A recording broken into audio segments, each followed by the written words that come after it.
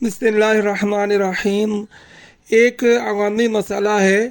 کہ جب مرغی کو ذبح کیا جاتا ہے تو اس کا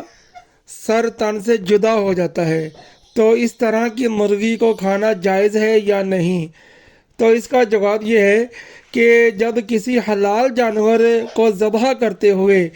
اس پر اللہ کا نام لے لیا جائے، یعنی بسم اللہ اللہ اکبر کہہ کر اس کو ذبح کیا جائے، تو وہ جانور بالکل طیب اور حلال ہوتا ہے۔ ہاں، اگر کسی کسائی کی غفلت کی وجہ سے اس کا سر تن سے جدا ہو گیا، مرغی کا یا کسی حلال جانور کا، تو وہ اس کی اپنی غفلت ہے اور اس کا یہ فعل جو ہے یہ مکروہ ہے، لیکن جانور بالکل حلال ہے، طیب ہے، اس کو کھا سکتے ہیں، اس میں کسی طرح کا بھی کوئی مسئلہ نہیں ہے۔